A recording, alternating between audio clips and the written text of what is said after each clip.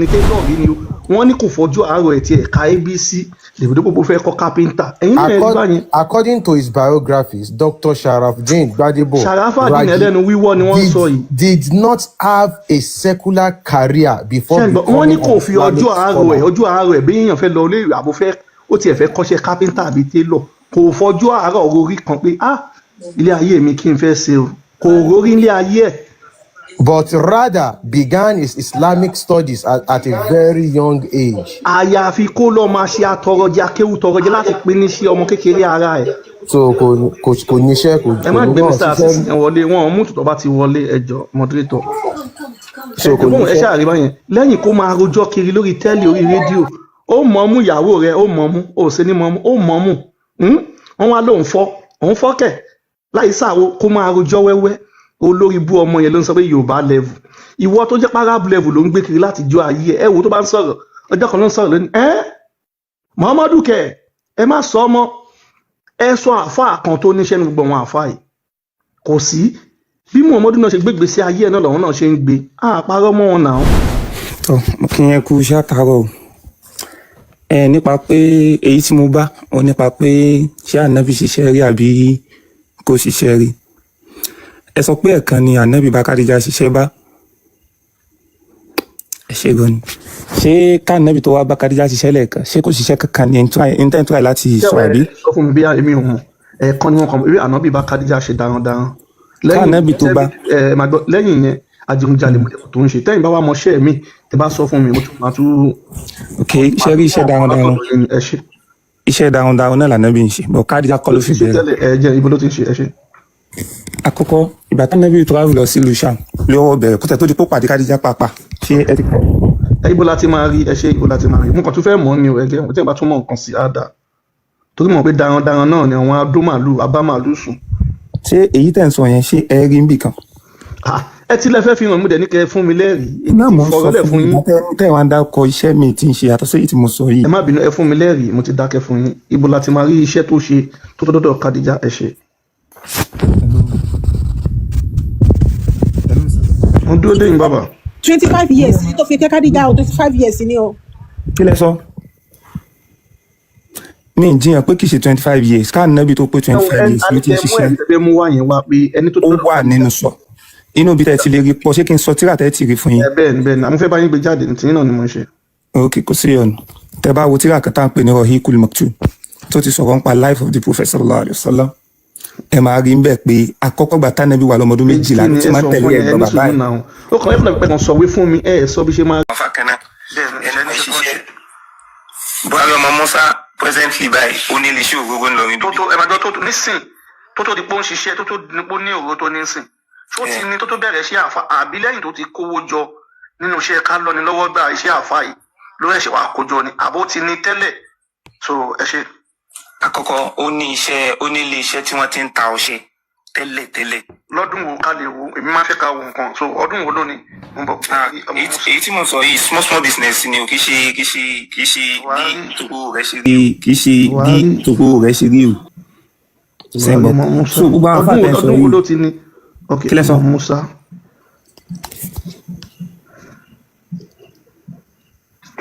hello sir. mo wà pẹ̀lú yín. ok n tí mo bá onípa àyà pé ọ ní aláàníkan máa pààyàn èrè làlá kò sí kinní kan n tó jẹ́ kí mo ní kẹ́ take me up nù and inú mi sì dùn bẹ́ẹ̀ ṣe gbé mi wá sókè. so Buhari ọmọ Musa iṣẹ́ tẹ ló bẹ̀rẹ̀ yẹn kò pẹ́ tó bẹ̀rẹ̀ gbogbo ẹ̀ ló wà níbí báyìí. ẹni kò pẹ́ tó ṣe kí ni. bẹ́ẹ̀ ṣe sọ ẹ sọ bí pò ti ní tó bẹ̀rẹ̀ iṣẹ́ àfa. ṣé àmàtìgbà tí Buhari ti ṣiṣẹ́ àfa.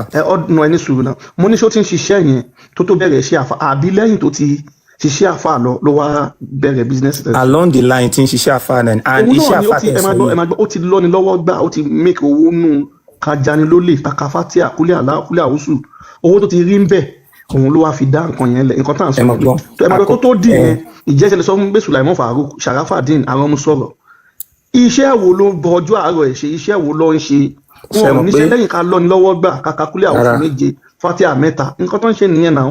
ẹ dúró lórí ètò mo wà pẹ̀lú yín.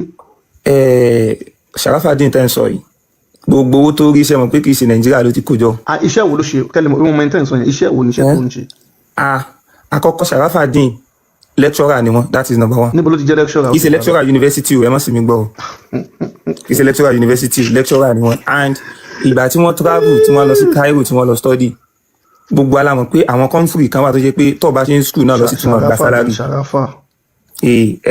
Ẹ wò dáadáa.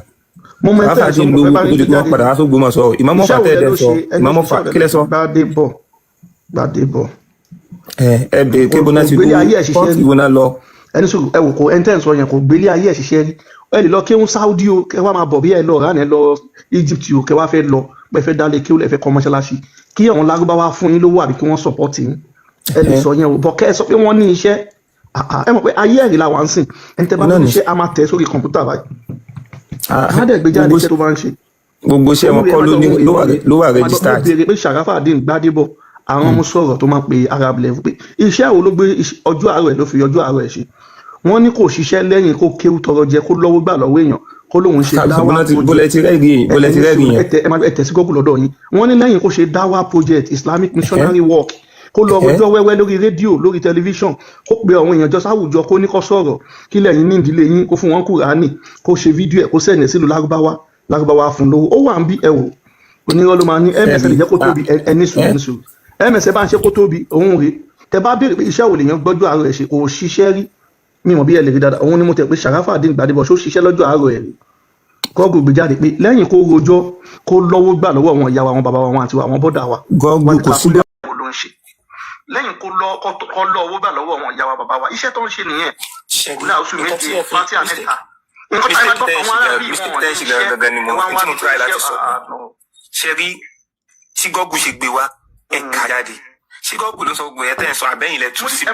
ẹ máa gbọ́ mi mo tẹ́lẹ̀ sí bá dé tẹ̀ mo ti gbé jáde lọ́dọ̀ ẹ̀jẹ̀ ń sọ fún yín mo ní ṣẹ́wó ni ẹ máa gbẹ́jẹ̀ ń sọ lẹ́ẹ̀kan mo ní ṣẹ́wó ni Sharafa dín ẹlẹ́nu wíwọ́ Arab level ń ṣe gọ́ọ̀gù ní Sharafa dín ẹ máa dọ́gbọ́yé sọ ó ní dawa project Islamic missionary work lórí rédíò kó rojọ́ lórí TV kó rojọ́ kó dẹ̀ pé àwọn èèyàn jọ sádùúgbò kó rojọ́ wẹ́wẹ́ bó ṣe kọ́ nìyẹn ṣé mọ̀ pé tó bá níṣẹ́ kan tó ń ṣe wọ́n máa sọ wọ́n dẹ̀ pé ní wọ́n ní ó ti rìnrìn àjò lọ Saudi ẹ ṣáàrí. nǹkan mo ti bá wọn gbé síbẹ̀ mo ti bá wọn gbé sí big screen. ẹgbẹ́ ẹjọ́ wẹ́wẹ́ tó sọ wọ́n lọ́mọ Ògbómọ̀ṣọ́ ni òun ló ń sọ yìí wọ́n ní prisha nípa Islamic wọ́n ní kó máa rojọ́ wẹ́wẹ́ olówó èkó mo ti fẹ́ parọ́ olówó èkó wọ́n ní ẹ ṣe sùúrù wọ́n ní kò tiẹ̀ gbáyé ní nǹkan bí èèyàn ṣe kápẹ́ńtà rí ni o ṣúmẹ́kà rí ni tẹ́lọ̀ rí ni o wọ́n ní kò fọjú àárọ̀ ẹ̀ tiẹ̀ ká ABC lèbìdó gbogbo fẹ́ kọ́ kápẹ́ńtà ẹ̀yin náà rí báyìí. According to his biographies, Dr. Sharafdeen Gbadebo did not have a secular career before becoming wọ́n ní kò fi ọjọ́ àárọ̀ ẹ̀ bí èèyàn fẹ́ lọ ilé ìwé àbúfẹ́ ó tiẹ̀ fẹ́ kọ́ṣẹ́ kápẹ́ńtà àbí télọ̀ kò fọjú àárọ̀ orí kan pé ilé ayé mi kí n fẹ́ ṣe o kò rórí ilé ayé ẹ̀. But rather began his Islamic studies at a very young age. Àyàfi kó lọ máa ṣe àtọrọjẹ akéwù tọrọjẹ láti pín ní sí ọmọ kékeré ara ẹ̀. So kò níṣẹ́ kò ẹ má gbé Mr. Assistant wọlé wọn mú tòtọ́ bá ti wọlé ẹjọ́ moderator. ẹ ṣáàrí báyẹn lẹ́yìn kó máa rojọ́ kiri lórí tẹ́lẹ̀ orí rédíò ó mọ̀ ọ́mú ìyàwó rẹ̀ ó mọ̀ ọ́mú ó sì ní mọ̀ ọ́mú ó mọ̀ ọ́mú wọ́n wá lóun fọ́kẹ̀ láì sáwo kó máa rojọ́ wẹ́wẹ́ olórí bú ọmọ yẹn ló ń sọ pé Yorùbá level ìwọ tó jẹ́ Arab level ló ń gbé kiri láti jọ ayé ẹ wo tó bá ń sọ̀rọ̀ ọjọ́ kan ló ń sọ̀rọ̀ lónìí Muhammadu kẹ ẹ má sọ ọmọ ẹ sọ àáfàá kan tó níṣẹ́ ní gbogbo àwọn àáfàá yìí kò sí bí Muhammadu náà ṣe gbégbé sí ayé ẹ náà lọ́wọ́ náà ṣe ń gbé àpárọ̀ mọ́ wọn náà Sulaiman Farouk tó bá tẹ̀ bákan náà Buhari ọmọ Musa ó ẹ̀ṣẹ̀ gbégbá òróró ní ìsìn ó ti lọ́ wọn bọ́dà wa sísà wa gbà lọ́wọ́ ẹ ti gbawó lọ́wọ́ wọn nǹkan tá à ń sọ nìyẹn ìyẹn wá bí pé ṣẹ́wó lẹ́mẹ̀sì ń ṣe kẹ́mẹ̀sì náà máa ṣe wá sí bí àwọn afá ẹ̀mẹ̀sì ra máìkì ó ká bẹ̀rẹ̀ ìrọ̀lẹ́ a lọ pọ̀ àwọn èèyàn ọjọ́ ó lè aláwọ̀ méjì. ó gbọ́dọ̀ tiẹ̀ jẹ́ pé a níṣẹ́ ká mú kínní ibi iṣẹ́. ó yà mí lẹ́nu iṣẹ́ wo lẹ́mẹ̀sì ń ṣe. ẹ ti sóbà. olówó ẹ̀kọ́ àwa náà lè máa jagbọ́ ti kú yẹ ká lọ máa ganu sóko olókù kiri ibi tó kù bá ti kú. ó lágbára so ẹ tẹ̀síwájú àfà ẹ sọ nípa Muhammadu tẹ́fẹ́ sọ so gbogbo àwọn àfáà yín kò sí oníṣẹ́ nínú wọn àti yanjú yẹn ẹ ṣe. so ta ló ń sọ̀rọ̀ nínú wọn gan ṣé èyí tó béèrè pé ṣé mò ń ṣiṣẹ́ ni àbí kejì èwo ló ń sọ̀rọ̀ nínú wọn. èyí ìfẹ́ fún yín ṣe ṣẹ́gẹ́ sọ̀rọ̀ àfáà kejì yẹn ló dàpọ̀ ń sọ̀rọ̀ aláwọ̀kan yẹn fẹ́ fún yín ṣe. àlè sọ bẹ́ẹ̀ tẹ́fẹ̀ fún Mr. Kazeem ṣé ẹ níṣẹ́ tẹ́fẹ́ fún mi ni àlè sọ lè níṣẹ́ tó fẹ́ fún mi lóòótọ́ Mr. Kazeem tó bá lè sanwó mi. àgbọ̀ ti kú yọ ẹ̀yin náà ẹ máa ganu sóko kiri. Muhammadu Kazeem síbi tó kù bá ti kú Ọlọ́run ò ní jẹ́. àwọn àáfàá làgbọ́ ti kú yọ Muhammadu Kazeem ẹ kálẹ́ sà. ó ti Muhammadu Kazeem ti lọ wọn bí tó bá wo profile mi tó bá wo post ẹ kálẹ́ Mr. ó ti di ọmọ ẹ wá sí kálẹ́. rí mi bí iṣẹ́ ń bẹ̀ tó bá kó farabalẹ̀ wò. ẹ wá sà. ṣé náà sà. à ń gbọ́ yín jàre ẹwà àwà pẹ̀lú yín. ẹ jọ ìbéèrè lèmi ní béèrè o èmi ṣàfà o. ẹ tẹ̀síwájú bọ̀ níbí báyìí ìbéèrè nípa Islam òun la máa ń ṣe so tí ìbéèrè yín bá jọmọ́ ti Islam ilé kéwú Muslim Muhammadu ọmọ adáyín ló ẹ ṣe. ohun tí mi fẹ́ béèrè ni pé kí ni ìyàtọ̀ nínú Allah àti Olódùmarè. so ebi Yorùbá ní bẹ́ẹ̀ ni. so nílẹ̀ Yorùbá gbogbo wa la mọ̀ pé mi ì lè sọ Fúlàní o Ọlọ́run Elédùmarè ìfẹ́ ni àmọ́ Allah ìkórìíra àjogún ni Allah jẹ́ so nílẹ̀ Yorùbá kí fún yín ní àpẹẹrẹ kan ní tí Islam tó dé àbí tí gbogbo nǹkan tó wá sílẹ̀ wá tó dé téèyàn bá wà tó bá ní òun fẹ́ máa lùlù tó bá dọ̀là tó bá lóun ò lùlù mọ́ òun fẹ́ ṣe ọlọ́ṣun àbí bí ẹ̀sìn Islam wá dé pé òun fẹ́ gba ẹ̀sìn Islam nílẹ̀ wa Ọlọ́run Elédùmarè kò sọ fún wa níbi kankan pé kí wọ́n pa àmọ́ Allah ó lẹ́ni tó bá ń ṣe Islam tó bá fi Islam múlẹ̀ ó ní kí wọ́n pa ó tún tẹ̀síwájú lẹ́ni tó bá jalè ó ní kí wọ́n gé ọwọ́ ẹ̀ so tẹ bá wá wò àwọn méjèèjì yẹn jẹ́ ṣé wọ́n jọra ṣé nǹkan kan náà ni wọ́n ẹ ṣe. ok ọ̀nà wo lèèyàn lè gbà téèyàn lè fi sin Elédùmarè because kò sí bẹ́ẹ̀ ṣe máa wà láyé téèyàn ò ní ẹ̀sìn téèyàn ṣe láyé pọ̀ o. ok tí ìdáhùn tí wọ́n kọ́ sọ yẹn bọ̀ máa dá yín lóhùn ilé ẹ̀hún kò kí ń ṣe Elédùmarè Ọlọ́run Elédùmarè kò kí ń ṣe ewúrẹ́ àbí ajá tí wọ́n máa ń sìn ṣẹ̀gẹ́tì so ní ilé ayé yìí kò ń ṣe dandan kẹ́ ní ẹ̀sìn ṣòye yín ní ilẹ̀ Yorùbá kẹ̀dẹ̀rẹ̀ àwa ní ẹ̀sìn àṣà àti ṣe láání ṣòye yín ṣé tẹ́ bá ra ewúrẹ́ ẹ máa fẹ́ ewúrẹ́ yẹn lóúnjẹ máa sìn so àwọn tó gbé nípa sísìn wà lẹ́yìn ewúrẹ́ nǹkan ọ̀sìn làwa máa ń sìn àwọn àjòjì èyìnbó àtàràbò ló gbé nǹkan yẹn wá sílẹ̀ wa so ẹ fẹ́ kẹ́ dáhùn ibi tí a sọ yẹn pé Allah ní kó pa ẹni tó bá fi Islam lẹ̀ nílẹ̀ wa ẹni tó bá ń ṣe Islam bí olóhùn fẹ́ ṣọ̀ṣù wọn ṣọ̀ṣù mọ́ Ọlọ́run Elédùmarè kò ní ká pa so ẹ bá wa yanjú àárín. níbo ni ẹ̀rí ibo ni mo sọ fún yín tẹ́lẹ̀ pé mo lè máa fi ọpọlọ máa gbé nǹkan tẹ̀ sọ̀gbọ́n mi ò lè mẹ́rin tèmi wá because mi kì í ṣàfà níbo ni ẹ̀rí ìtẹ́yìn sọ yẹn wà. ẹ Muslim ní àbí iṣẹ́ lè kọ́ ẹ lè kà. bẹ́ẹ̀ni. ok ms ẹ fún wọn ní Quran 489 àti Sunan Nisa'i 4059 ẹ ṣe wọn máa fún yín lẹ́rìí méjì yẹn. ipe ẹni tí ó bá ti fi Islam lẹ̀ pé kan kí wọ́n pa bẹ́ẹ̀ ni wọ́n máa fún yín lọ́nà méjì. ẹjọ ẹ má bínú kẹ́ tó gbà. wọ́n ti gbé sí ẹkùn sáré kà náà ẹ sáré kà pápápá ó ń gbóná. mo ń bọ̀ ẹni sùn ẹ kọ́kọ́ kà náà ó ń gbóná bó ṣe ń gbóná. mo ń bọ̀ kẹ́ tó dáhùn yẹn ìtumọ̀ Islam yẹn gangan kí ni. ẹ máa gbọ́ ẹ tẹ́ bá ti ka ẹ kà bó ṣe ń gbóná a máa mọ̀ túmọ̀ Islam. Lárúbáwá tẹ gbé síbi èdè ẹ máa gbọ́ ẹni sùn ẹ ka kíní bó ṣe ń gbóná a máa padà wá sí orí. kí ni yẹn. wọ́n ti bá yín gbèsè ẹ̀rí ẹni tó bá fi Islam lẹ̀ kí wọ́n pa. ṣé inú Kùrán lélẹ̀ yà bí. ẹ kọ́kọ́ ka ilé àmàgbé Kùrán náà wà ẹ̀ka mo sọ fún tẹ́lẹ̀ pé mi ò mọ̀. no Gẹ̀ẹ́sì ló wà ń bẹ ẹni sùn Gẹ̀ẹ́sì lélẹ̀ kò ń ṣe Lárúbáwá lá ní kẹ̀kà Gẹ̀ẹ́sì wà lókè ẹ wò kìyẹn dáadáa ṣé ti rí ẹ bá wa ka Gẹ̀ẹ́sì yẹn. The messenger of Allah. No ẹni sùn ẹ má pè ki yẹn ẹ má pè ẹjọ ẹ pè bẹ ní Yorùbá ṣẹgbẹ́ fi Yorùbá pè tó bá ti débi ẹni tó ní kó fi Islam lẹ̀ wọ́n ní kó pa ẹ má kà ní Gẹ̀ẹ́sì ẹ ṣe ó yá. The messenger of Allah said whoever change his religion, kill him. ẹ má lo pípa ń bẹ̀ yẹn kẹ́ sọ Yorùbá ẹ tún padà sọ ẹ̀yẹn ẹ bá wa tẹ F1 ẹjọ so ṣé bíbá ti dá yín lójú yẹn so ẹ mẹsẹ fún wọn ní 489. ó yá ẹ tan máìkì yín ẹ kí n máa gbé Quran síbẹ̀. ẹ mẹsẹ sọ fún bí àwọn ọ̀gbọ́bìnrin náà ẹ lè sọ pé ọ̀nà live kọ́ páyín ẹ má sọ lo pípa yẹn ní Gẹ̀ẹ́sì. ó dín dín ọmọ ẹ tan máìkì yín mo ti mú ti yín torí ibi kíní KILL ṣe pé yẹn. ó dín dín ọmọ ó yá ṣe ti gbọ́ fẹ̀sùn yẹn ṣe gbọ́ yé. ok mi ò understand pé ẹni pé kí n má pè bẹ̀yẹn tẹ́lẹ̀ ni. ẹ máa sọ pé ọ̀nà live him or páyín him bẹ́ẹ̀ ṣe máa pè nìyẹn torí TikTok. ok ó ti yé mi so nǹkan tí wọ́n kọ síbẹ̀ yẹn wọn ò sọ pé Islam. wèrè àwọn. ṣé n gbọ́ sà. àwọn sọ pé Islam ìwé Islam kò lámú jáde àṣé ìṣe kò kí sẹ́yìn. mo kọ Islam ẹ máa gbọ́ yìí tí mo mì. ọ̀rọ̀ Muhammadu ẹ má bínú Muhammadu sọ̀rọ̀ ẹ wá ń sọ wípé kò sọ pé Islam kò yé mi odindi ọmọ ẹ ní láti. ẹ náà tí máa fẹ́ sọ pé òkè o ẹ lọ pa lágbájá ṣé ń gbọ́ máa sọ̀rọ̀ pé máa fún lágbájá sí mi ò sáré sọ pé ó yá ẹ lọ pa lágbájá tí mi ò bá sọ ìpè lọ́pẹ́ yín báyìí so báwo ló ṣe fẹ́ mọ ẹni tí wọ́n tọ́ka sí pé kẹ́ lọ pa. ẹtún kìíní yẹn kà ẹtún kìíní yẹn kà bọ́dí bí KILL yẹ kẹ́ lò nǹkan mi ẹtún kà. okay change is religion náà kọ. Which religion sir? báwo la ṣe fẹ́ mọ̀ náà. mi ò náà ni mo sọ pé mi ò lè dáhùn religion tó ń sọ ń bẹ̀ yẹn. Religion wo ni Muhammadu ń ṣe mí mọ bẹ́yìn bíbú yìí ṣe máa ẹ̀sìn yìí ṣe wá change ẹ máa gbọ́ ẹ̀sìn yìí ṣe wá já ó ṣe wá ya pò kí ìgbà irú ẹ̀sìn wo lélẹ́yìí kí ló dé kẹ́yìn mùsùlùmí ṣe báyìí kí ló dé ń ṣe báyìí ṣé mọ̀ ọmọ ni Muhammadu sọ wípé ẹni tó bá pààrọ̀ ẹ̀sìn ẹ̀kọ́ pa ẹ wá ń béèrè wípé ẹ̀sìn wo ni wọ́n ń sọ ẹ̀sìn wo ni Muhammadu ń ṣe kí ló dé yín bíbú yìí ṣe báyìí. ẹ máa gbọ́ ọ̀rọ̀ tó wà ń bẹ̀ yẹn ẹ túmọ̀ ẹ̀ ní Yorùbá fún mẹ́jọ. ìtumọ̀ ẹ̀ ní pé Muhammadu ní ẹnikẹ́ni tó bá pààrọ̀ ẹ̀sìn ẹ̀ àwọn wo ló ń bá wí ṣé bẹ́yìn mùsùlùmí ni ẹ pa ṣébí ṣe bá àdìtì lanka ṣébí bẹ́yìn mùsùlùmí ni Muhammadu ń bá wí ẹ̀sìn wo lẹ́ ń ṣe ẹ̀dẹ̀ sọ pé ẹ̀dẹ̀ kílẹ̀tẹ̀ ń ṣe báyìí àwọn nǹkan tó yẹ pé tá a bá sọ fún ọmọ ẹ ṣe sùúrù tá a bá sọ fún kínní ẹ ṣe sùúrù sá tá a bá sọ kínní fún ọmọ primary three ó mọ̀ and you guys you are an adult ni ẹ̀dẹ̀ ń ṣe báyìí débi ẹ̀dẹ̀ ń parọ́ ẹ má lo ìfẹ́ nù náà. ṣé irọ́ lílé yìí ni. irọ́ ilé yìí kì í sọ̀rọ̀ ọ̀rọ̀ nǹkan tó wà níbẹ̀ mò ń sọ pa ẹ̀sìn wo ló ń sọ ó yẹ kán sọ̀rọ̀ nípa ẹ̀sìn tó ń sọ bẹ́ẹ̀ náà. ẹ̀sìn wo ni Muhammadu wá ṣe ń gbà ẹ̀sìn wo ni Muhammadu ṣe ẹjọ́ ẹ̀sìn wo ni Muhammadu ṣe. kó tó di pé ẹ débi báyìí ó lè jẹ́ kó ti sọ̀rọ̀ kan sókè tẹ́lẹ̀ ó lè jẹ́ kó ti sọ̀rọ̀ kan sókè tẹ́lẹ̀ ṣé ń gbọ́ mi ò mọ̀ torí mi ò mọ̀ anything nípa kéwú. èmi kàn fi ọpọlọ gbé ni. ẹ kàn fọpọlọ gbé olówó èkó ẹ continue pẹ̀lú àwọn ẹni mi ò understand mi mọ ẹ̀sìn ẹlẹ́ẹ̀kejì tí mo béèrè lọ́wọ́ yín kí ni mean Islam gangan. so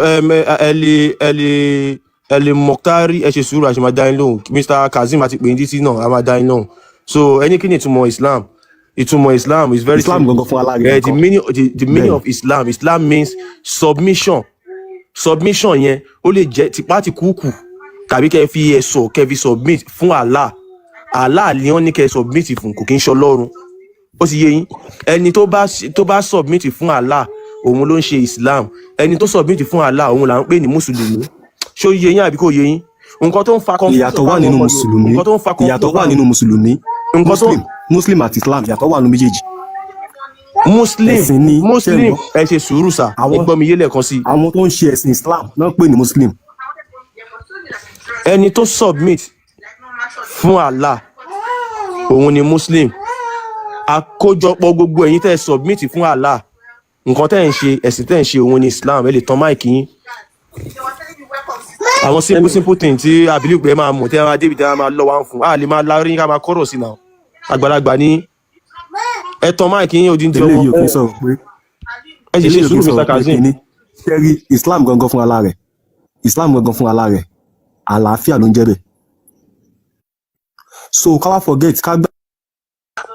Mr. Kazeem àlàáfíà ní Islam is submission to the will of Allah ẹ̀dẹ́bí a máa sọ rádaràdà ẹ̀ nímọ̀ ẹ̀ mọ̀ kankan àtún máa gbìyànjú láti kó yín kúrò nínú ẹ̀kọ́ ẹrú ẹ̀ máa sọ jargons Islam àlàáfíà Muhammadu ó ja ogun bí close to 100 àlàáfíà òfowó ẹ máa ronú kẹ́ tó sọ̀rọ̀ náà àwùjọ àwọn ọlọ́gbọ́n lẹ́wà ayé ro bí àwọn àpọ̀dà tí ẹ kó sílé kéwúlẹ̀ ń bá sọ̀rọ̀ ni. mo ti ní kẹ́ má máa bú èébú. mi ò bẹ́ẹ̀bú ẹni yẹn wà bí kìíní náà. ẹ farabalẹ̀ mo ń bọ̀ mi ò bẹ́ẹ̀bú ẹgbọ́n nǹkan tí ẹni yẹn sọ kò make sense now. wọ́n ní ẹni tó bá pààrọ̀ ẹ̀sìn yẹn kan pa ẹni yẹn ń sọ fún mi pé. ms sáàlì kọ́mẹ́ǹtì lórí àdìsí yìí. mo ń gbọ́ yín jàre kọ́mẹ́ǹtì lórí àdìsí náà fẹ́ kọ́mẹ́ǹtì. ẹni tó bá pààrọ̀ ẹ̀sìn rẹ̀. ok kíkẹ́ tó lọ fáà torí ẹni tó bọ́lẹ̀ yẹn ẹ̀sìn wo ni wọ́n rí fáàsì ń bì. ẹ̀sìn Islam náà ni kì í ṣe nǹkan méjì. ní àpọ̀jà kan sọ lẹ́ẹ̀kan pé ó dìgbà tó dárúkọ Islam mi mọ nǹkan tó ń ṣàwọn èèyàn báyẹn. bọ ẹ dúró èmi ó kà tọwọ kẹ́míkà lọ́dọ̀ yín dé. ẹ wà náà máa bá yín sọ̀rọ̀ respectfully because mo rí pé ẹ bá wa sọ̀rọ̀ dáadáa ẹni yẹn fọ́n bù ní jàre ẹni yẹn ló ń hùwà bí ọmọ kékeré ó dẹ̀ ń lọ wá fún ni kò yẹ make sense. kí ni understanding ẹ jẹ́ kájọ ní láàrin ara wa tá a bá dé ti ń sọ ẹ ní bú ẹ̀sìn tèmi ẹ ní bú ẹ̀sìn tí explanation lásán lájọ jẹra wa ṣé ẹ gbà báwọn. Mr. Malik ṣe free. ẹ̀yin àti àfa ẹjọ sọ̀rọ̀ ẹ máa bẹ ẹni alimokari ọ̀nà ọ̀bẹ sọ̀rọ̀ lórí àdìtì ṣe Mr. Malik ẹjẹ bá wọn sọ̀rọ̀ respectfully torí àwọn náà wọ́n ṣe dáadáa. mo ń gbọ́. ok wọ́n ní nípa àdìsí tí ó wà lókè yìí pé ẹni tó bá change ẹ̀sìn bá nàbí ní ká pa ṣé àdìsí yẹn bó ṣe rí náà ni wọ́n ṣe sọ àmọ́ àwọn kinní kan wà tí àìkíyèsí tó bá ta bá fẹ́ ka àdìsí tí màá sọ nù tíra àbí tí màá sọ tí ìrètí tẹ́yìn náà lè search kẹ́ ẹ bèrè ń pa ẹ̀ ò ní pé wọ́n ń pe kinní kan ní apostasy ní táìmù ní era àwọn ànábì ò ní pé kíni kéèyàn sọ pé òun ò ṣe ẹ̀sìn mọ́ not even Islam nìkan kéèyàn kú láti inú ẹ̀sìn kan wá sínú Islam náà apostasy náà ni wọ́n sì kíni ni wọ́n ń pè bọ̀ ẹ mọ̀jà àgbàdo pé àdìsí lè ń sọ̀rọ̀ nípa pé kéèyàn bá kú nínú Islam lọ sínú ẹ̀sìn míì so apostasy tá a wá ń sọ yìí during that time in tí wọ́n mọ̀ ọ́ sí ẹ̀gbọ́ tí wọ́n label rẹ̀ sí as a rebellion pé ẹni bá ti sọ pé òun ò ṣẹ̀sìn mọ́ o bí ìgbà pé ó ti tàpá sí òfin tí ń ṣẹlẹ̀ lásìkò ìgbà náà ni ṣe sì mọ̀ pé ìdájọ́ ẹni tí bá ń tàpá sí ẹni tí ń ṣòfin lásìkò gbogbo ìgbà tá à ń sọ yìí even nílẹ̀ Yorùbá wa yìí ó rí bẹ́ẹ̀ kéèyàn kankan dìde kó wá sọ pé ó yá ọba tí ń bẹ lórí ipò yìí pé báyìí ni àmọ́ ìdájọ́ tí wọ́n dá fún wọn gbà yẹn so àdìsí yìí kí lẹ sọ. kí lẹ rí wípé ẹni tó bá ti lóhùn òṣèṣin kan mọ́ nígbà yẹn wọ́n rí bí ẹni tó tàpá sí òfin ni so irú nǹkan báyìí kò ń ṣe Islam nìkan láti máa rí ẹ máa mú wá fún wa nígbà wọn. mi lè share yorùbá mo lè rí screen mi share bó bẹ́ẹ̀ ṣe wà tẹ́ bá ti search rẹ̀ bí tẹ́ wà yẹn ẹ máa rí. àwọn ẹ̀sìn míì tí wọ́n sọ ẹlẹ́tẹ̀ bá ti gbé jáde ẹlẹ́rìí ni ẹ ṣe understand so ẹ ní láti lè gbé jáde. like english ṣé mo dé tí máa fẹ́ sẹ́ndì bẹ́ẹ̀ ṣe bí àwọn ṣe gbé kí ni wọ́n pè bí host ṣe gbé kí ní àdìsí ìṣojú sàn yìí ìmọ̀ bóyá èmi náà lè ṣe ni mi bàbá yín sẹ́ndẹ̀. ẹ lè ṣe ẹ ti tẹ 1000. oh so.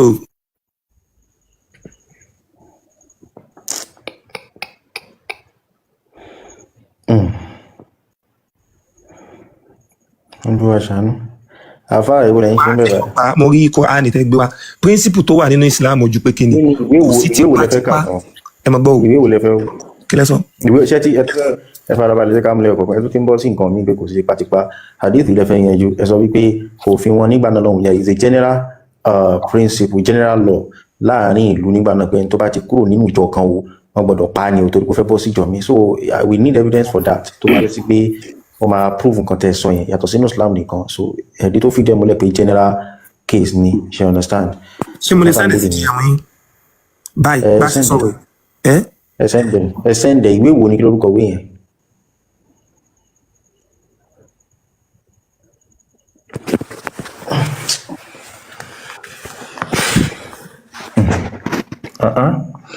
àwọn nǹkan tí in fact nígbà míì ọ̀rọ̀ Islam èèyàn kan máa wo báyìí àwọn nǹkan tó yẹ ká máa fà máa ní ọ̀rọ̀ Islam ṣiṣẹ́ speaking so ó yẹ káwọn ìjọ àwọn èèyàn ti là kọjá ká ṣe máa du ọ̀rọ̀ Islam lọ wíwá mọ̀ pé orí bú ní Islam náà. so tẹ́ni ẹ máa fi dé Mr. Kazeem. kí lẹ sọ. náà ṣe ti gbé jáde ni. so Mr. Kazeem ṣe wà ń bẹ̀. kí ni nǹkan tẹ́ sọ báyìí. nǹkan tí mo sọ ni pé ẹ wo Brother Malik nsìn wọ́n fẹ́ sọ̀rọ̀ sí wọ́n lórí burúkú ní Islam. Mr. Kazeem. bàbá yìí ẹ sọ̀rọ̀. Mr. Kazeem. mo gbọ́ yín. mi ò lè mo ti ṣe rí kinní mi ò mọ bí torí wípé wọ́n ti brainwash yín ni torí wípé wọ́n bí yín sínú ẹ̀sìn Islam torí pé ojú yín ò tí ì là lẹ́sìn ṣe ń rí ṣe rí tójú yín bá là mo fi Ọlọ́run mo fi búra gbogbo àwọn àáfàá yẹn ẹ máa gbé wọn ṣépè ní torí wọ́n mọ òdodo wọ́n ń kó wa lẹ́rú fún Saudi ni. báwo ló ṣe kó wa lẹ́rú fún Saudi ẹ má bù ẹ má gbọ́ ṣé mo pé Allah nílẹ̀ Lárúbáwá. ẹjọ lákòókọ́ ṣé ọmọ Lárúbáwá ni àwa. a kì í ṣe ọmọ Lárúbáwá. kí ló dé tí ẹ ok ẹ yẹ kí n jẹ́ kí àfa yẹn continue ẹ ṣe sùúrù. ok tí yẹn bá jìnnà ẹ search book ilé wa online Al-Mughni. Al-Mughni àti tani kò dámà rí. ok kí wàá ní ẹ bẹ́ẹ̀ ni ẹ sọ pé ẹ máa sẹ́ndẹ̀ sí mi. mo ṣe bí ẹlẹ́mà sáàchì rẹ̀ ní ṣé kí n sẹ́ndì rẹ̀ ni. ẹ sẹ́ndì nǹkan tá a jọ sọ nìyẹn náà táwọn dúró de bí ẹ máa sẹ́ndì ẹ̀ sí GM. You know, what with these young boys, they tend to forget themselves. They try to push people to war to see how people can bounce back and retaliate on them. But I'm not going to get. So àfa àwọn retí ẹjọ́ Ànábì ní man baddala dinahu faqtuluhu ẹnikẹ́ni tó bá pààrọ̀ sí yẹn kẹpa yẹn. ṣe mọ̀ pé kọ́mẹ́ntì yìí máa ń wà lórí hadith ẹgbàá bẹ́ẹ̀ bá. kọ́mẹ́ntì bíi ti báwo. like sharihu hadith. sharihu hadith. àlàyé ni àlàyé olówó wà ń bẹ̀ náà lábẹ́. òun náà ní sọ fún yín pé tabari hadith kan ẹ máa wá ìyẹn ṣẹ̀ṣẹ̀ máa wò pé kí ni hadith yìí ń sọ for better understanding bá. akílẹ̀ fẹ́ fi justify ẹ̀. òun náà ni mo try láti sọ fún yín ni pé nínú àwọn kọ́hídà táwọn afáàsì máa ń lò pẹ̀lú hadith ni pé hadith tó bá ti ń tọ́ àkókò àn kí náà máa ń pè. ok ẹ tún ti ń lọ síbòmí ṣé mi lọ́bùnmí o máa sẹ́ndì yẹn sí yóò mi lọ́bùnmí o kó má di pé. kí ó ta ko Quran no ẹ farabalẹ̀ ṣé hadith ta lè lò ní àbí hadith ta lè lò because ẹ máa lọ síbòmí tó mo mọ̀ yín bẹ́ẹ̀ tẹ́ bá sọ́n sì tẹ́ sọ pé ó ta ko Quran ó túmọ̀ sí pé a lè lò nìyẹn according to some of you. So now ṣé kí ni ibi tẹ́ fẹ́ mórí lé gangan. n tí mo try láti sọ fún yín ni pé ẹ̀yin lè make mention of something náà pé ànẹ́bì ní tíyẹn bá ti change kínní ká pa ọmọọta láti sọ fún yín ni pé comment wey máa ń wà lórí hadith for better understanding that is why tí mo fi ní ẹ check àwọn ìwé yẹn and Quran tó bá wá sọ̀rọ̀ nípa hadith yẹn àbí hadith tó bá sọ̀rọ̀ nípa Quran yẹn láfi wá tún ní máa mú àwọn àfáà tún comment lórí. ẹ kàn sọ̀rọ̀ ni àwa fún láyè kẹ́ sọ̀rọ̀ so ẹ justify kílẹ̀ àti kàǹsìn ẹ fà ẹ̀mọ́gẹ́ tó ṣẹlẹ̀ àwọn èèyàn ń gbọ́ wa ó declare so àwọn onílàákà ìnáwó ń gbọ́ àwọn ọ̀jọ̀gbọ́n Muhammadu sọ nígbà pé man baddala dinahu faqtuluhu man min siyaril umum so nínú àwọn nǹkan tó máa fi ń generalize ọ̀rọ̀ ni bí man ẹnikẹ́ni so tó máa ti pé ẹnìkankan ò yọ kúrò ń bẹ umum ni so baddala dinahu tó pààrọ̀ ẹ̀sìn ẹ̀ which is ẹ̀sìn Islam so faqtuluhu ẹ̀pa nínú ọ̀sán so bó ṣe wà nìyẹn ẹ̀pa Muhammadu qayyada kò fi qaydu sí kò fi chain sí ìdè so for ìdè nǹkan tí mo mean kọ́lọ̀ mi lè yá àwọn èèyàn òní tí máa sọ wípé jòkó yàtọ̀ sí kí n sọ pé jòkó níbẹ̀ yẹn you understand so tí máa fi níbẹ̀ yẹn sí mo ti dé nǹkan tó ń pè ní qaid nìyẹn right so Muhammadu sọ wípé faqtuluhu ẹ̀pa kò sọ pé faqtuluhu bi hadha shart àbí nǹkan kan báyẹn pẹ̀lú mẹ́jẹ̀mú you understand so now anyway so bàtà sí hadith yẹn ti wá dé báyẹn ẹ wá fẹ́ justify ẹ pẹ̀lú nǹkan kan so now go ahead. nǹkan méjì la fi lè justify rẹ bó ṣe wáyé àbí ká pè ní mẹ́ta is it the ayal Quran àbí ká wá hadith ká tó tún sọ̀rọ̀ nípa ru exact kínní àbí ká sọ̀rọ̀ nípa understanding àwọn àfa lórí hadith yìí mẹ́tẹ̀ẹ̀ta yìí la lè fi justify kí ni hadith yìí gẹ́gẹ́ mi. so alákọ̀ọ́kọ́ Ànábì ní la yahillu dammu mri'in muslim. àbí. ṣókè ṣé hadith tẹ́lẹ̀ fi justify ẹ̀nìyàn àbí. that is number one. ok ẹ máa kà lókè máa gbọ́. illa bi ihda thalas Ànábì ní àyàfi nǹkan mẹ́ta ló lè mú wa pa èèyàn pẹ̀lú kínní like nǹkan mẹ́ta ló lè mú yẹn pa èèyàn gẹ́gẹ́ bí Al-Qur'ani tó sọ pé wọ́n máa ń try láti líǹkì gbogbo ẹ̀ mọ́ra wọn kí for better understanding ni. ẹ gbé hadith tó ń fi justify yẹn jáde ẹ máa tẹ̀síwájú ẹ má bínú hadith tó ń fi justify kó má bàa hash so pẹ̀lú hadith 6878 nínú sọ́lù. so kí continue bá. ẹ lè máa sọ̀rọ̀ lọ so wọ́n máa gbé jáde bá ti ń sọ̀rọ̀ ẹ̀yin lè máa kà á lọ lẹ́nu tí. so Quran tábà wá rí Quran kan tá a rí àdìsí tó sọ̀rọ̀ nípa the same thing like nípa pípa òun là á fi wá understand nǹkan tí méjèèjì ń ṣe kí ni tí ń tu Al-Quran sì gbé wá pé kò tọ́ kéèyàn ta ẹ̀jẹ̀ èèyàn sílẹ̀ ẹni tó bá pa èèyàn ó dàbí ìgbà tó pa gbogbo ayé ni tẹ́ bá sì wo àyà yẹn kò sọ pé. ọ̀rọ̀ yóò lọ sí ìdáfà ẹ ṣe sùúrù hadith tẹ́ mú wá lélẹ́yìí so ẹ lè kábà yẹn so kẹ́ẹ̀dẹ̀ kọ́mẹ́ǹtì àyà òun ni àwọn ahadith tí mò ń kà kalẹ̀ yìí ẹ ń lọ ẹ ń bọ̀ ẹ sọ wípé hadith kan tá a bá fẹ́ gbọ́ hadith kan yìí a máa lọ mú hadith mi wá tàbí aya Quran tàbí nǹkan kan láti lè fi la hadith yẹn ká lè ní àgbọ́yé tó péye nípa ẹ̀ so now ẹ̀yin mú hadith wá la yahillu damu mri'in muslimin ẹ̀ mú wá so àwa ní kẹ́ ẹ tú hadith yẹn fáwọn èèyàn kan lè mọ bí kẹ́ wá gbé sẹ́gbẹ̀rẹ̀ wọn bí hadith yìí ṣe fomi la hadith pé ẹni tó bá pààrọ̀ ẹ̀sìn yẹn kẹ́ pa so nǹkan tá a fẹ́ gbọ́ nìyẹn tẹ́ bá ṣe yẹn tán a lè tẹ̀síwájú bóyá tí yẹn ò bá gbé yín. ọ̀rọ̀ gbígbé kọ à ń káyọ̀ kílẹ̀ fúnra wa ni àyẹ̀wò kò tọ́ kí àtẹ̀jẹ̀ mùsùlùmí kankan kalẹ̀ àyàfi pẹ̀lú nǹkan mẹ́ta tí mo fẹ́ kakalẹ̀ yìí an-nafsu bin-nafs ẹ̀mí tó bá pẹ̀ mí. Ànábì ní kò tọ́ ẹ má bínú mi gbọ́ bẹ́ẹ̀ ni. kò tọ́ kí a ta ẹ̀jẹ̀ mùsùlùmí kankan kalẹ̀. ok àyàfi pẹ̀lú nǹkan mẹ́ta tí mo fẹ́ kakalẹ̀ yìí alákọ̀ọ́kọ́ ẹ̀mí tó bá pa ẹ̀mí àgbàlagbà tẹ kámẹ́dì sínú tẹ̀ sí kọ̀ǹfàmù kó ṣe sínú lẹ́ni tó ti níyàwó ńlé àbí tó ti lọ́kọ́ ńlé àbí ẹni tí ó fẹ́ sìn lẹ̀ tó lóun ò ṣẹ̀sìn mọ́ al-mufariqu lil jama'a ẹ̀yin máa understand al-mufariqu lil jama'a mufariqu lọ́dọ̀ àwọn afá torí pé kí ni translation ni máa ń kó bá wa tẹ́ bá wo comment tẹ́ bá wo translation tó gbé wa ní sí ó gbé apostate wa tẹ́ńbọ̀ and leaves the Muslims tẹ́ńbọ̀ so leaves the Muslims tí ń bẹ́ẹ̀ bíbí al-mufariqu lil jama'a ni wọ́n tún skílẹ̀ sọ. mo ní ẹ máa ṣàlàyé báwo. al-mufariqu lil jama'a ò ní wọ́n tún leaves the Muslim like tó pa àwọn mùsùlùmí tí tó lóun ṣe kíni tó lóun ò bá wọn ṣe mọ́. tẹ́bá àdìsí wà nínú Arba'in an-Nawawi ṣẹ́ńbọ̀ tẹ́bá lọ wo shari'u Arba'in an-Nawawi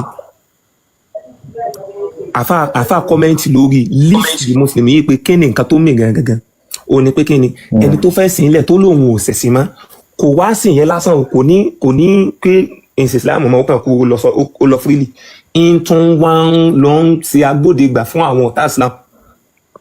ṣé òun ní túmẹ̀. ó ní al-mufariqu lil jama'a bẹ́ẹ̀ ni. kí ni túmọ̀ al-mufariq lédè Lárúbáwá. al-mufariq ni separator. ok tí máa ní mufariqa ẹni kí ni túmọ̀. mo fi lẹ́nu. so now ó túmọ̀ sí pé ó túmọ̀ sí sùúrù farabalẹ̀ mo fi lẹ̀ so ó dẹ̀ ní al-mufariqu lil jama'a meaning ẹni tó fi jama'a kalẹ̀ jama'a mùsùlùmí so very simple as that. ẹ máa gbọ́. so nǹkan tó pè ní àtúbàyà nìyẹn ẹ farabalẹ̀ afẹ́ máa gbé nǹkan tó pè ní àtúbàyà nìyẹn at-tariku li dinihi aw al-mariqu min ad-din gẹ́gẹ́ bí ìwáyà mi ṣe gbé wa ẹni tó jáde kúrò nínú ẹ̀sìn Islam Muhammadu wa ó tún wá ṣàlàyé in another word for example nǹkan tó pè ní opposition lédè òyìnbó nìyẹn like kẹsàn wípé I talked to Mr.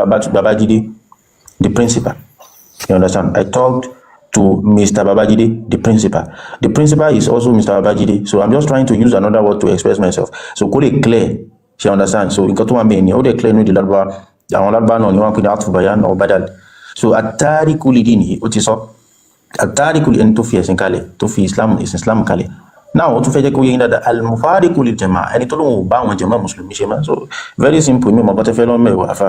ọ̀rọ̀ lílọ́kọ̀ orí kò mọ̀ sọ fún mi lọ́wọ́ bẹ̀rẹ̀ pé at-tariku li dini tẹ́sọ̀ yìí a ní nǹkan tí a ń pè ní jawahirul kalima ó ní pé àwọn kẹlímà tó sì pé í máa ń di àwọn ìtumọ̀ tó pọ̀ mu ṣẹ́ngbọ́n so nínú rẹ̀. ṣàwálì gbé ẹmọ̀ pé lẹ́ẹ̀kan ìsọ̀rọ̀ kan sọ wípé tabaka hadith a máa ń ka sharhu ni àwọn ọ̀rọ̀ tó fi ṣàlàyé hadith kẹbà ṣe máa ń ka tafsiru náà and so on ṣe ọ̀nà sàn ṣàwálì gbé sharhu hadith yìí jáde so ṣẹ́yìn ní sharhu ẹ̀ lọ́wọ́ tí àbí kí mi bá ń gbé sharhu jáde. tẹ́ bá ní sharhu Arba'in an-Nawawi. no ẹ̀kọ́ sharhu Arba'in an-Nawawi yà ò kí n ṣe tíra hadith. tíra hadith yìí náà. ẹ ṣe sùúrù àfà ẹ ṣe sùúrù mo tẹ̀ láìkí ń gbé farabalẹ̀ àbúrà wa so al-Arba'in an-Nawawi yà ò kí n ṣe tíra hadith wọ́n kó jọ ní wọ́n kó wá láti inú tíra àwọn hadith tíra hadith gangan ní Sahih al-Bukhari Sahih Muslim Ibn Majah àti bẹ́ẹ̀ bẹ́ẹ̀ lọ ṣe gẹ̀ẹ́tì so but Arba'in an-Nawawi yà ó mú wá láti inú àwọn ìwé yẹn ni ó wá kójọ sójú kan bí kí n mú gbéra ìwé geography káàkiri oríṣiríṣi tó ń ṣe so kí n wá mú àwọn kan tó wà náà kí n wá kọ jáde àwọn pọ́ìntì kọ̀ọ̀kan kí n wá fi sínú ìwé kélébé kan kí n wá gbé jáde ẹ̀wọ̀n lọ́sàn nǹkan tí Al-Imam Nawawi ṣe nìyẹn so but anyway ẹ jẹ́ kí mi help yín kí n gbé sharhu yẹn àlàyé hadith yìí kan tó wà níbà nínú kí náà pé that is Fathul Bari so Fathul Bari ẹ máa mọ̀ náà right. Afa. àwọn gbọ́ yín. ẹ máa Fathul Bari. fi Sharh Sahih Bukhari bá. bẹ́ẹ̀. yà jẹ́ o. so ẹ jẹ́ kí n gbé wá báyìí so ó ní kẹ̀lẹ́kà láti bí. Ya Rabbi Ya Rabbi Ya Rabbi Ya Rabbi Ya Rabbi Anta Ya Rabbi ẹgbẹ́ mi sí bí screen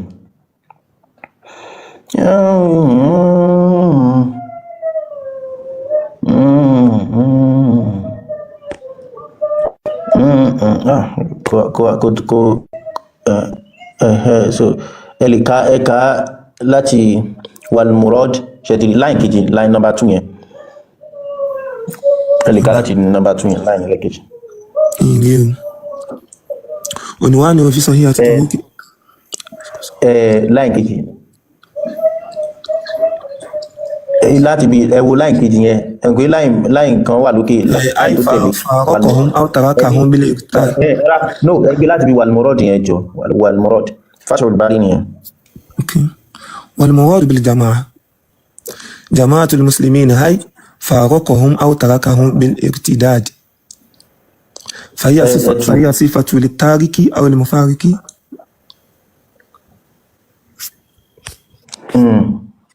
mo ń gbádùn yín in fact olùgbìyànjú ni. hello. yà mo ń gbọ́ yín. ó ní oníwàánu fi ó ní nǹkan tí wọ́n gbà lérò pé.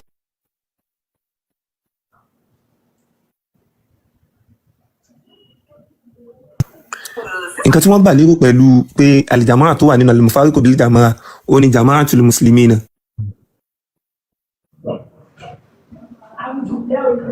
kí ni túmọ̀ àgbọ̀ yín bẹ̀ yẹn bóyá nẹ́tọ́ọ̀kì yín àbí nǹkan so ẹ lè tún bẹ̀rẹ̀ padà ẹ má bínú walmuradu bil jama'a walmuradu bil jama'a tó ẹgbẹ́ gbé láti bẹ̀. jama'atul muslimin òun náà ni jama'a àwọn mùsùlùmí. okay. ó ní many jama'a àwọn mùsùlùmí tí wọ́n máa ń sọ nínú àdísì yẹn ni pé kí ni faraqahum and afawa bọ́dà Abdul Malik tí wọ́n bá sọ pé faraqo kí ni mọ̀ túmọ̀ ó ní pé kí yàn separate kó jẹ́ pé kì í ṣe pé wọ̀ gẹ́gẹ́ ni ìwọ ni separator between two entity. no pé kí wọ́n fi nǹkan lẹ̀ ní faraqo mo faraqo ìwà tí mo ń wí yẹn ni pé mo fi wà yẹn lẹ̀. faraqo. ó fi ilẹ̀ nìyẹn má jẹ́ ká lọ́rùn ẹ̀ẹ́dẹ́ sọ. rárá ẹ jẹ́ ká dúmẹ̀ tí fìlì bá wá ní sígà fa'ala kí ni mo tú. ẹ̀pẹ̀ yẹn fira ẹni lẹ̀ nìyẹn tí n bá ní faraqtuka mo fi yín kalẹ̀ so ẹ̀yin náà lè fi mí kalẹ̀ àjọ fira wa lẹ̀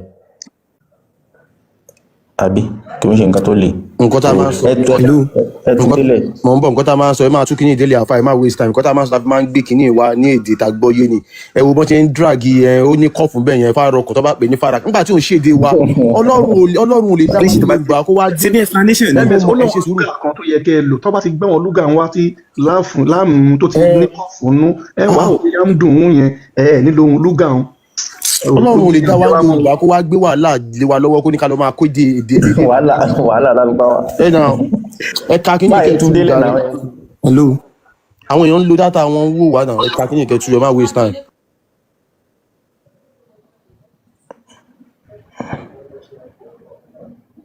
ẹ ò jẹ wá mọ́ kò tiẹ̀ sí yẹn mọ́ ẹ ò gbọ́ lágbáwá yẹn yé ni ó wà lọ́ọ́ mú gẹ̀ẹ́sì ọmọ wa lọ́ọ́ mú gẹ̀ẹ́sì wọn á fi ń tú kéwú kéwú ò lọ bẹ́ẹ̀ ẹ kọ́kọ́ lo lúgà àwọn lúgà àwọn ó pọ̀ oríṣiríṣi lárúbáwá kan máa ń tú mẹ́wàá ìyẹn ò jẹ́ wá mọ́ o gbogbo. ẹjọ ṣe bí ẹlẹtẹkì mi ọ̀pọ̀ para sẹ́fíìsì mi ọ̀dà mo fẹ́ change sim card mi. ẹ fẹ́ látàsà bẹ́ẹ̀ ni ok ẹ látàsà wọn lọ́wọ́ fẹ́ lo àtàsà oríṣiríṣi. so àbí kí n bá wọn kà ní kó lè yá. no wọn lọ́wọ́ fẹ́ lọ wọn fẹ́ padà wá so àgbèrò tàdí mi àwọn àfa mr sàgbà lókè. sẹ́fíìsì mi break àfa sàgbà òwe àmọ́ fẹ́ pa. no a máa gbé sókè tó bá ti padà wá ẹ látàsà yẹn sìn. àfa Saheed ẹgbẹ́ òsókè àfa Saheed ṣe wà ń bẹ̀. wọ́n tẹ̀lé bá wọn kà so báyìí àfa Saheed ẹ lè tẹ̀síwájú bí ta bọ́rọ̀ dé ẹjọ́. mi ò lọ síbi ilé ìjọba sọ yìí. no ẹ lè sẹ́yìn gbàgbé sẹ́yìn ti faramọ́ ni sẹ́yìn ti faramọ́ wípé lóòótọ́ ní Islam ní kápá yìí. mo ṣe wọlé ní ẹ̀gbọ́n òwúkọ tó ń lọ tẹ́lẹ̀ ẹ̀sìn mi kàn ní béèrè ni. nǹkan tá a sọ ẹ bá wa dá sí ẹni tó bá fi ẹ̀sìn Islam lẹ́pọ̀ wọn ṣe mọ́ Allah àti Muhammadu olójú kó ń gbà ó ní pé wọ́n pa wọn bàbá ẹ káàbọ̀ ẹ kálẹ̀ so nǹkan tá à ń ṣe nìyẹn so ẹ lè bá wa dá sí Allah àti Muhammadu ní kí wọ́n pa ẹni tó fi Islam lẹ́pọ̀ ẹ káàbọ̀ bàbá.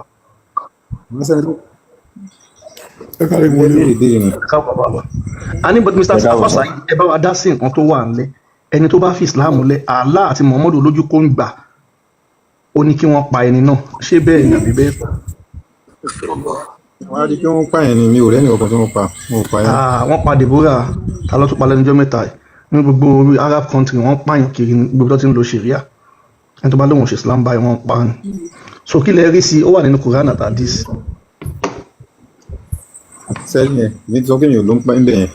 nǹkan tá a bẹ́ẹ̀ sọ gangan nìyẹn ṣé mo di ẹ̀yin èèyàn méjèèjì sọ̀kan fún yín àwọn kan wà wọ́n máa ń bẹ ìbú wọ́n lè lọ jókòó jọ wọ́n máa kírètì rọ oríṣiríṣi ara wọn lélẹ̀ ó ti ń kọ oríṣiríṣi ní comment section sí ẹ wá fún yín ní gbohùngbohùn sí kẹ́ sọ̀rọ̀ ẹ̀ lè sọ̀rọ̀ nǹkan tí ìwé yín sọ ó ní kó pa ẹni tó bá lóun ṣe Islam mọ̀ so nǹkan tá à ń sọ ní ẹ ṣe.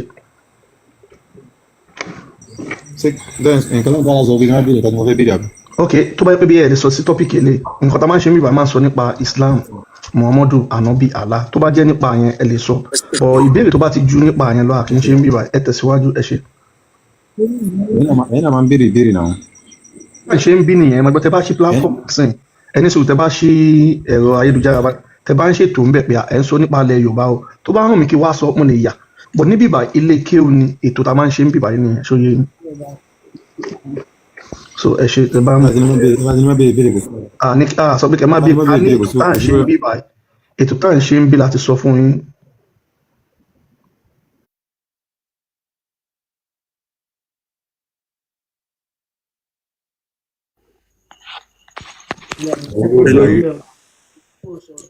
Hello. Okay, Mr. Mohammed. MS Baba. How about you, Mr. Mohammed? Okay, question tí mo fẹ́ béèrè ẹ̀ ti dáhùn. Ẹ mọ̀ pé ilẹ̀ Yorùbá la. Ṣé ti gbà ẹ máa gbọ́ ẹ kàn ń tẹnu mọ́ ṣé ti yanjú ọ̀rọ̀ ilé pé wọ́n ní kó pa ẹni tó bá fi Islam lẹ̀ mí mọ̀ bí ẹ ti yanjú ẹ lọ́dọ̀ yẹn. Èmi kọ́ mo bẹ̀rẹ̀ question so. Àwọn akọ̀gbélẹ̀ ńlálẹ̀ yẹn mi tó tà ń ṣe ṣé mọ̀ pé nínú Islam ẹ lè pa èèyàn kẹ́dẹ̀ jẹ́ ẹran ẹ̀ ṣé mọ̀ bẹ́ẹ̀ pé Allah ni nínú Islam.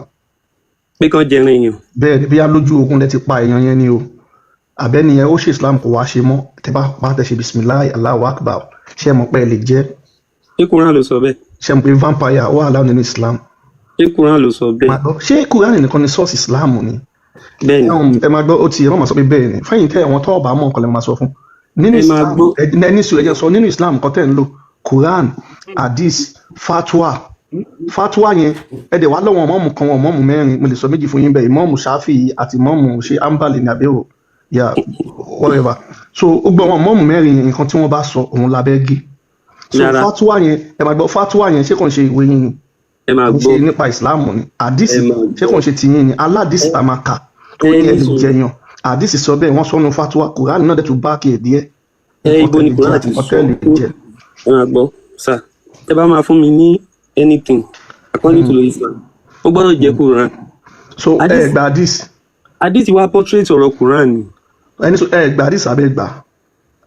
àwọn àdìsí kan wà tó portrait Quran àwọn àdìsí kan wà tó tako alukoran àdìsí tó bá dẹ̀ ti tako alukoran a lè gbà wọlé. ok so ms bá ń gbé Quran yẹn jáde káwá ka àdìsí yẹn pẹ̀lú fatwa mọ̀ ẹ ṣe tẹ bá ti rí ṣe má gbà. gbé Quran nìkan jẹrin yìí. no tí bá fi hàn yín láti fatwa àdìsí ẹ̀dẹ̀ máa rí díẹ̀ Quran ṣe má gbà. mi ò lè gbà tí Quran bá ti sọ. àtẹlẹ lè gbà ẹ̀dẹ̀ tún sọ pé kí wàá lè wá fẹ́ kí gbé jáde. Quran lè mi fẹ́ rí Quran tó sọ pé ẹ lè jẹ ẹran yìí. ẹ̀dẹ̀ sọ pé ẹ lè gbà kí wàá lè wá ní gbé jáde fún. yíyọ ẹ ọ̀dà. àtàlà ni fẹ́ ṣe gbogbo nǹkan tó lẹ̀ lè jẹ́ ṣe mọ̀ pé lẹ̀ lè jẹ́. ibo ni Quran ti sọ. mo ní ṣe mọ̀ abẹ́ mọ̀. mi ò mọ̀. ok ẹ lè ka Lárúbáwá náà.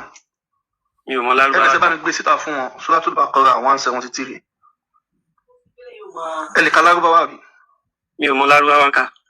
báwo lẹ ṣe máa ń kírun. mo ń kírun náà. báwo lẹ ṣe ń kírun lọ́tọ̀lẹ́ mọ̀ Lárúbáwá kan. mo kírun.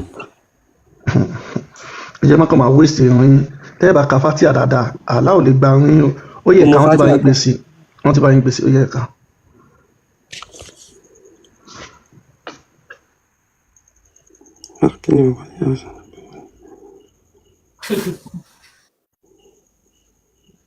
Akani. Ó sì ẹ̀. Lálùkọ́ ọ̀rọ̀ tó fi fi jáwé. ẹ̀rọ àná mi àwọn ọlọ́bẹ̀ tí mo ṣe àwọn. Akọni wọ́n ní ṣe é ṣe eré. Adẹ̀sọ tẹ́lẹ̀ lọ́pẹ̀ wéèrè ló ṣe Islam. o gbádùn tiẹ̀ tó o sì lọ ibi làwọn kan o gbádùn tiẹ̀ agbèrò ní ọ̀ àbọ̀dà táìmù ní ọ̀ agbèrò ní wọ́n ti gbé wá. Akọni wọn níṣẹ́ ìgbádùn akóso pé wèrè ló ń ṣe Islam tẹ́lẹ̀ ẹ ti rí báyẹn Mr. Akọni wọ́n ti ń kí yín láti bí. Hello, olówó èkó. ta ló ń bá kàn níbẹ̀. èèyàn kan kò ṣe àkànbí ọlọ́ba èèyàn kan ló ń jẹ́ bẹ́ẹ̀ bí báyìí. ok olówó èkó. mo wà pẹ̀lú yín oyè ẹ̀ka kan tẹ́fẹ́ ká. láyé àyìn ò sọ pé kán jẹ èèyàn náà. ẹ kàn ká kínní iná ẹ̀ka náà ẹ̀ mo ti ká. ẹ ká síta àgbọ̀n kan tẹ ká. àkójọ èmi ṣe bẹ́ẹ̀ mi lẹni kó ká. ẹ ká àgbọ̀n kan tẹ ká náà báwo lẹ́yìn ṣe báyìí Mr. He has only forbidden you to eat. ẹ̀wọ̀n kan tó ṣẹlẹ̀ ni pé mi ò rí screen yẹn dáadáa. mo gbogbo nǹkan tí mo já lọ wá ń bẹ̀ bá máa rẹ̀ rìn èèyàn mi ò dẹ̀ rí. so Mr. Muhammadu yín náà má ṣe ń lọ́mọdé olójú arúgbó so rí kíní rí kà láti bí báyìí. mo kà á náà.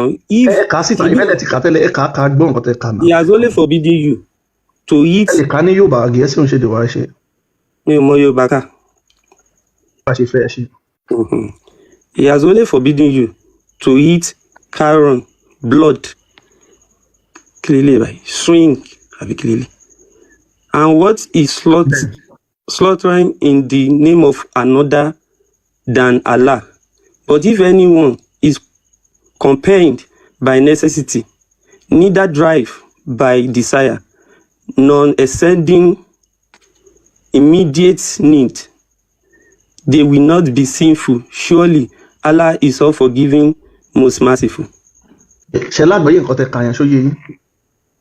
Mo lágbàáyé. so ẹ ti lè tún fún wa ní Yorùbá.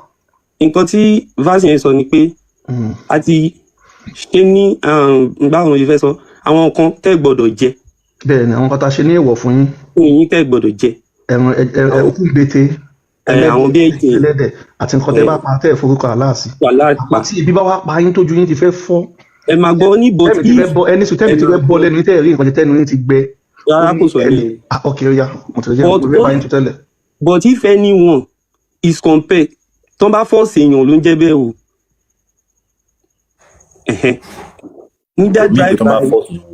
Bàbá mi kò ń ṣe pé wọ́n lè Mr. Malik ẹ fi wọ́n lẹ̀ ẹ jẹ́ kó máa ṣe bọ́yìí wọ́n ti ní Mr. Malik ẹ fi wọ́n lẹ̀ wọn ò fẹ́ràn lọ́wọ́ ẹ tú bó bá ṣe ròyìn ẹ tú. Neither drive by desire, not sending immediate needs. Okay. Nǹkan tó túmọ̀ sí ni pé bóyá lójú ogun sìn. Ẹ mọ̀ pé táìmù yẹn wọ́n jagun dáadáa bóyá lójú ogun sìn kò wá sóúnjẹ tí wọ́n lè jẹ tán bá rí nǹkan tó kù fúnra lára ẹ̀ tí òun ṣe pé bóyá wọ́n fi orúkọ alápá ìpè lè jẹ. nígbà tó lówó èkó dárúkọ pé tẹ́bí bá pa wọ́n sìn ẹni rárá ní ìmọ̀kan tó máa ń ṣẹ̀yìn mùsùlùmí. ẹ máa gbọ́ ms ẹ máa gbọ́. ṣàtẹ̀rìn èèyàn àbí nǹkan níbi tẹ̀wé ní ṣàtẹ̀rìn èèyàn náà. kò sẹ́rìn èèyàn bẹ́ẹ̀. ibi táwọn mùsùlùmí wọ́n já fún ẹ fagbára mú náà ní kọ̀ǹpẹ́ yẹn bọ̀ wọ́n mọ̀ pé gbogbo ẹ̀ làwọn ti kà pọ̀ fún wọn. ẹran èèyàn pẹ̀lú bàbá yìí so ẹ̀bẹ̀ ẹ̀ka tẹ́ bá ti kà tán lè jẹ́ ká mọ̀. kò sẹ́rìn èèyàn báwo lè rẹ̀. ẹ̀yin lẹ ò mọ̀ ẹ má wò ó. ṣé ti kà á tún ṣe káwá kà fún yín káwá lọ gbé fún yín ká gbé síta fún yín. ok ms yẹ bá mi gbé fatu. so ẹ má bínú ẹ kí n mo fẹ́ try láti screenshot ẹ ní but àwọn ní kí n ti ní screenshot yẹn bí.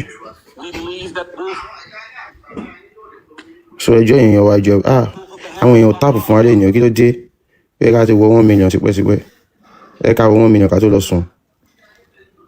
so fatwa number 68. so the experts ẹ ká ṣolówó èkó wà ń bẹ̀ olówó èkó. yes máa bá yín tún sí mọ́ bọ́. All right. So, the experts of the Shafi and Hanbali schools of Islamic jurisprudence permitted unaliving of the warring infidels or apostates under the constraining circumstances of eating their flesh to stay alive. So, the people buying Tara in Islam, they generally.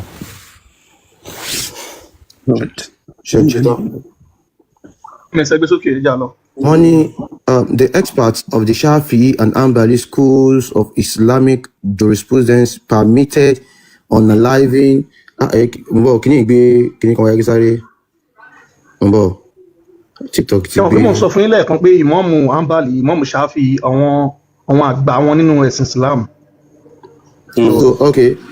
The expert of the Shafi'i and Hanbali schools of Islamic jurisprudence permitted unaliving of the warring infidels or apostates under the constraining ìmọ̀ọ́mù Shafi nípa Islam wọ́n eating ṣàlàyé their pé flesh. nínú Islam bí alójú ogun ni àbí ẹni tó bá fi Islam múlẹ̀ àbí ẹni tó bá sọ̀rọ̀ sí Muhammad ẹ bá pa àyè wà fún yín láti jẹ ẹran irú ẹni bẹ́ẹ̀. olówó èkó ẹ ní sùúrù ẹ ṣe sùúrù ẹ tó fi ti yín kún ẹ kọ́kọ́ tú bọ́n ṣe sọ. ok ṣe máa tó yẹ bá wọn tú ó yẹ gba máìkì ẹ. ẹ̀yin ni kẹ́ tú bọ́ ẹ tú bọ́n ṣe sọ ẹ má tí ì fi ti yín kún ẹ má fi ti yín kún létà bọ́ ẹ kọ́kọ́ tú ná.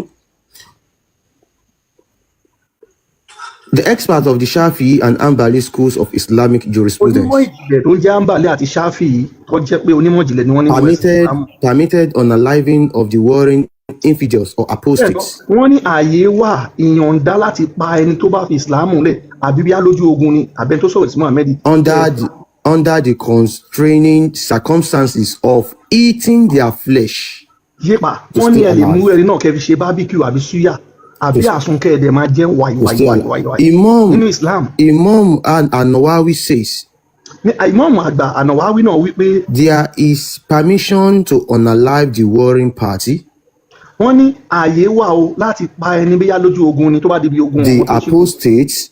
àbí ẹni tó fi Islam lẹ̀ àbí ẹni tó sọ̀rọ̀ sí Muhammadu. And moreover to eat their flesh carries no punishment.